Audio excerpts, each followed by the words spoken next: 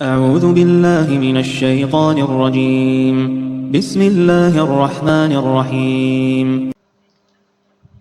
قرآن مجید کا باقاعدہ آغاز کرنے سے پہلے ہم تعوذ تسمیہ پڑھتے ہیں۔ یہاں پر میں آپ کو بتانا چاہتی ہوں کہ صحیح لفظ ہے تعوذ۔ ہمارے بعض لوگ اسے تعوذ تسمیہ کہتے ہیں کیونکہ اس کے اوپر اعراب نہیں ہوتا۔ صحیح لفظ تعوذ ہے۔ اس طرح بسم اللہ کے لیے تسمیہ کا لفظ استعمال ہوتا ہے، اس لیے کہا جاتا ہے تعوذ تسمیہ، یعنی اعوذ باللہ من الشیطان الرجیم، بسم اللہ الرحمن الرحیم،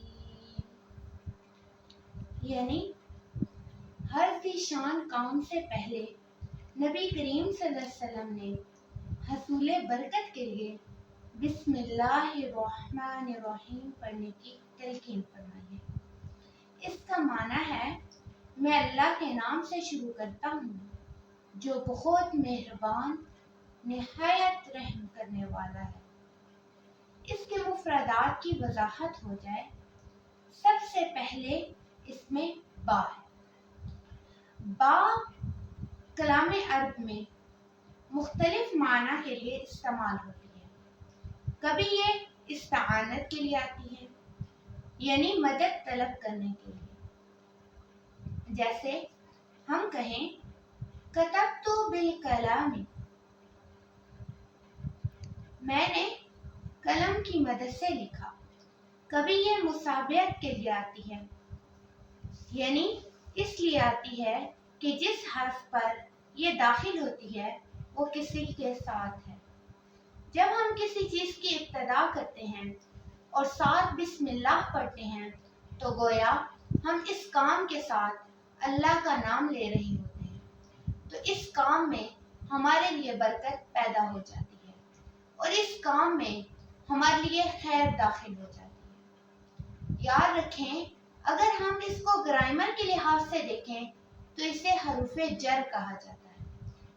حروف جارہ وہ حروف ہوتے ہیں جو اپنے مابعد حروف سے مل کر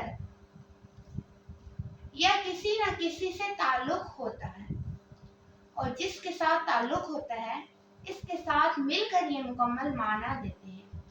کیونکہ اگر ہم بسم اللہ کا موجودہ معنی دیکھیں تو اس کا مطلب ہوگا اللہ کے نام کے ساتھ۔ اس کے بعد لفظ اسم آیا ہے۔ یاد رکھیے، اسم اس شے کو کہتے ہیں جو کسی دوسری شے کو بلند کرتے اور اس طرح بلند کرتے کہ وہ دوسری شے بالکل واضح ہو جائے۔ اس لیے ہمارے نام کو بھی اسم کہا جاتا ہے، یعنی آپ کا اسم کیا ہے، کیونکہ جب ہمارا نام بتایا جاتا ہے تو ہماری شخصیت واضح ہو جاتی ہے۔ اگر ہم موجود نہیں ہیں، کوئی دوسرا ہماری غیر موجودگی میں کسی کو ہمارا نام بتاتا ہے تو خود ہی اس کے ذہن میں ہمارا تصور آ جاتا ہے اور ہماری شکل و صحت اس کے سامنے واضح ہو جاتی ہے۔ اس لیے اسم کو اسم کہا جاتا ہے کہ یہ جس چیز پر بولا جاتا ہے اس کو واضح کر دیتا ہے، اور جس کا نام رکھا جائے اس کو مسمہ کہتے ہیں اور بعض اس کو مسمی کہتے ہیں۔ اس کے بعد لفظ اللہ، یہ اسم جلالت ہے، یہ اللہ تعالیٰ کا خصوصی ذاتی نام ہے، یہ اسم ذات کہلاتا ہے۔ لفظ اللہ اللہ کا ذاتی نام ہے، اس میں کوئی صفت نہیں پائی جاتی، اس کو اسم اعظم کہا جاتا ہے۔ بعض علماء نے یوں بیان کیا ہے کہ اللہ اپنی ذات کا نام، کہ اللہ ایسی ذات کا نام ہے جو واجب الوجود ہے، وہ تمام صفات کمالیہ اس میں موجود ہے۔ اس کا مطلب یہ ہے کہ لفظ اللہ ایسی ذات کا نام ہے جو واجب الوجود ہے۔ یاد رکھیے، ذات واجب الوجود اس ذات کو کہتے ہیں جس کا وجود باقی تمام وجودوں کے لیے سبب بن جائے اور اس کے موجود ہونے کے لیے کوئی سبب نہ ہو، جیسے اللہ تبارک و تعالیٰ کی ذات کریمہ ہے۔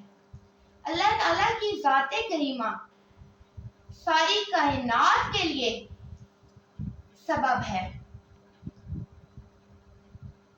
لیکن اس پوری کائنات کو پیدا کرنے کا سبب اللہ تبارک و تعالیٰ کا ہے۔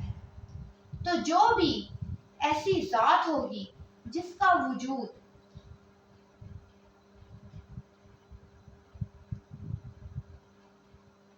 جس کے وجود کا کوئی سبب نہ ہو بلکہ دیگر وجود اس کے سبب ہوں تو اسے ذات واجب الوجود کہتے ہیں۔ اور اگر ہم غور کریں تو ذات واجب الوجود فقط اللہ رب العزت کی ذات ہو سکتی ہے، اس کے علاوہ کوئی ہو ہی نہیں سکتی، کیونکہ اللہ رب العزت بے نیاز ہے، اس نے کائنات کو پیدا کیا ہے۔ اس کے بعد آتا ہے الرحمن الرحیم۔ یہ اللہ رب العزت کے صفاتی نام ہے، یعنی بہت زیادہ مہربان، رحم کرنے والا۔